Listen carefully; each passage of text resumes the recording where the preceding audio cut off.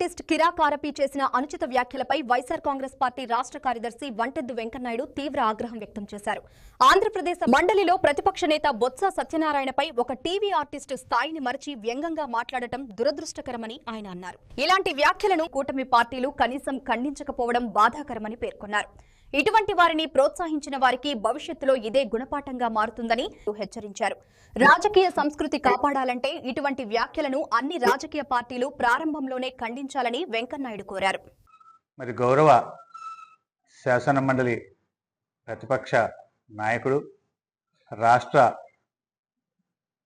వైఎస్ఆర్సీపీ నాయకుడు అయినటువంటి శ్రీ బొత్స సత్యనారాయణ గారిపై అనుచితంగా మాట్లాడిన విషయం మీరు అందరూ చూశారు. కారణం ఏంటంటే ఇటువంటి వ్యక్తుల్ని ప్రోత్సహించి పెద్దవాడిని చేసి మరి వెన్నుదనగా అందుతున్నటువంటి నాయకులు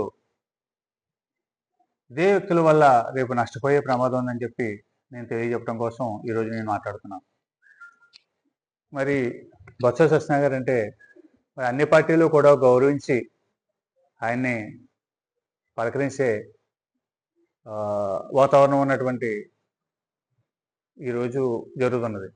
మన పవన్ కళ్యాణ్ గారు కావచ్చు, అంతకుముందు లోకేష్ గారు కావచ్చు, మరి ఎవరైనా సరే ఏ పార్టీ నాయకులైనా సరే ఎదురుపడినప్పుడు ఆయన చాలా స్నేహపూర్వకంగా గౌరవంగా మాట్లాడే మనస్తత్వం ఉన్న వ్యక్తి.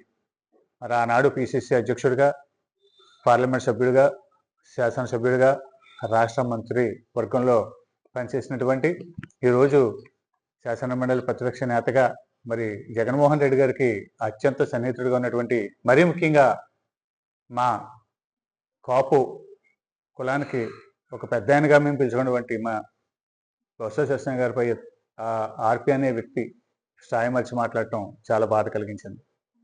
మరి ఇటువంటి సంస్కృతిని మీరు విత్తనం నాటితే మరి ఇదే పరిస్థితి రేపు మహావృక్షంగా మారి మిమ్మల్నే నష్టపరిచే అవకాశం ఉంది. గతంలో కూడా మా జగన్మోహన్ రెడ్డి గారు మీకు చెప్పడం జరిగింది. మీరు ఏ విశ్వ సంస్కృతిని అయితే ప్రోత్సహిస్తున్నారో, ఏ విత్తనం అయితే నాడుతున్నారో అదే మహావృక్షంగా మారి మిమ్మల్ని బలి తీసుకునే అవకాశం ఉంది, ఆలోచించుకోండి అని చెప్పి.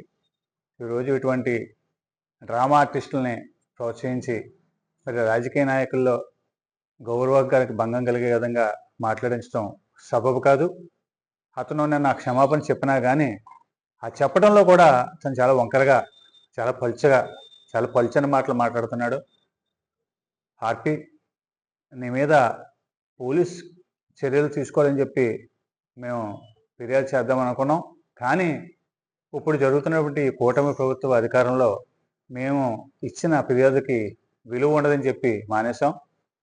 మరొకసారి ఇటువంటి కార్యక్రమాలు చేస్తే మాత్రం మాకన్నా ముందు భగవంతుడు మీకు బుద్ధి చెప్తాడు, తర్వాత ప్రజలు మీకు బుద్ధి చెప్తారని చెప్పి ఈ సందర్భంగా నేను తెలియజేసుకుంటూ, ఇటువంటి వాటిని ఏ రాజకీయ పార్టీ కూడా ప్రోత్సహించకూడదని చెప్పి ఈ సందర్భంగా నేను తెలియజేసుకుంటున్నాను.